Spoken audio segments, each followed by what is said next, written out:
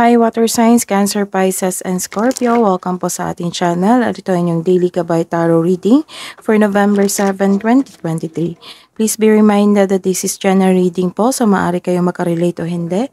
Just take what resonates. Gamitin ang reading na ito bilang gabay lamang. Balik po kayo dito bukas para sa ating Daily Gabay Tarot Reading.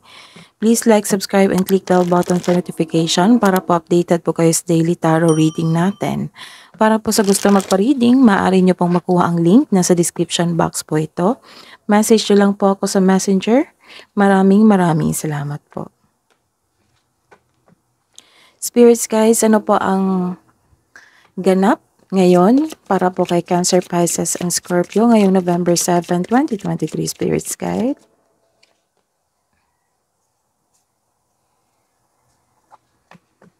Busy kayo sa inyong trabaho ngayon or nag-process kayo sa papers para magkaroon ng trabaho.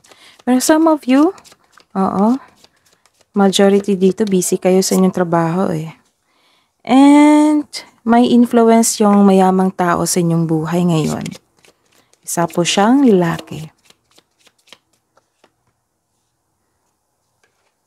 And may expectation kayo na darating na isang tao, sitwasyon, or isang bagay. Message na po, Spirits Guides. Message na po para kay Cancer, Pisces, and Scorpio sa araw na ito ngayong November 7, 2023. Mystic Healer, healing energy flows through you.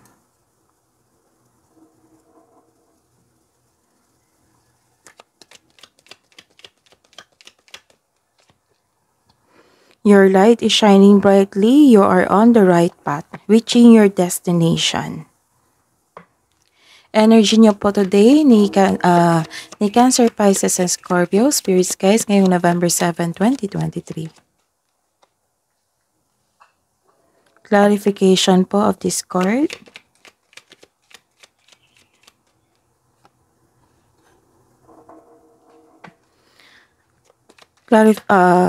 Message po para sa career and money ni Cancer, Pisces, and Scorpio ngayong November 7, 2023. Clarification po of this card.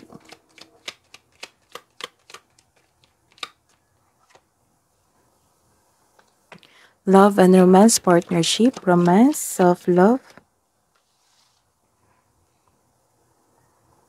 Clarification of this reverse card.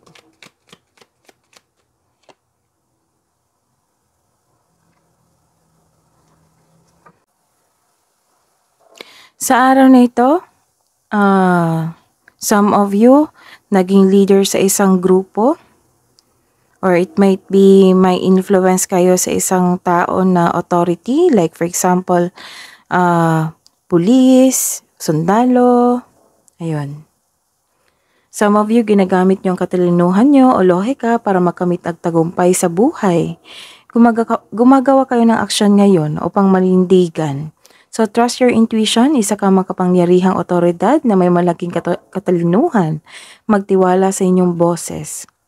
Gumagawa kayo ng logical na aksyon dito para sa inyong layunin na maaring humantong sa pagiging iyong sariling boss. It might be ikaw yung may-ari sa isang negosyo or isang manager or isang may posisyon sa trabaho, sa isang kumpanya or isang may-ari ng kumpanya. Some of you makakatanggap ng promotion dito o pagkuha ng isang tungkulin sa pamumuno. This is long-term of abundance. Naging steady yung progress ng isang career at sa kaperahan.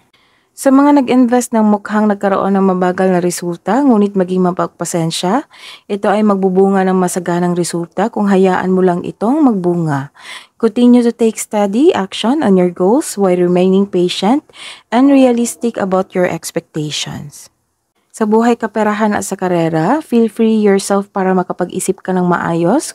Kung nais mo ng promotion or making business investment, hindi mo kailangan ng pahintulot to move ahead. Mas gusto mo magtrabaho mag-isa rather than in collaboration.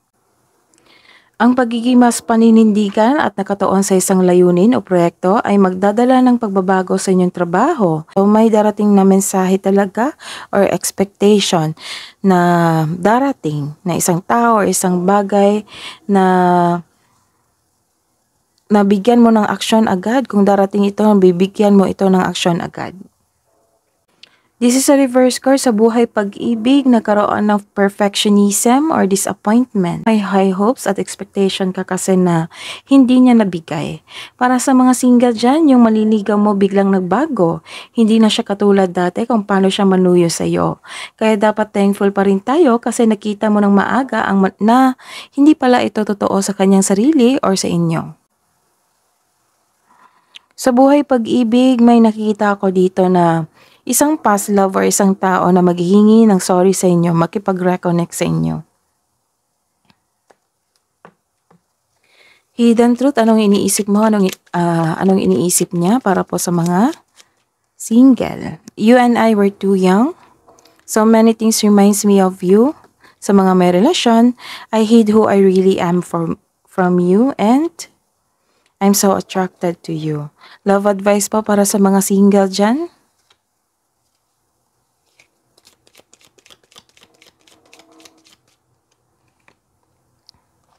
Be one with nature. So take time to earn nature and step into unknown. Do not be afraid. So step out sa inyong comfort zone. Love advice po para sa mga may relasyon. Telepathic. Close soul connection are harmoniously synchronized, creating moments of telepathy. Rejoice.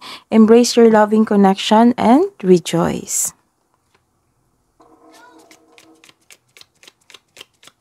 Kabuang advice niyo po, Spirit's Guide, para po kay Cancer, Pisces, and Scorpio. Your dreams need a practical plan. And hold your vision. Spirits, guys, angels, archangels, guardian angels, message niyo po para po kay Cancer, Pisces, and Scorpio. Message from Archangel Aurora. Welcome new beginnings. Let the sun shine in your life. And message from Archangel Chamuel. Open your heart to give and receive love. Your essence is love. That is your reading. Please like, subscribe, and click bell button for notification para updated po kayo sa daily tarot reading natin. Maraming salamat po.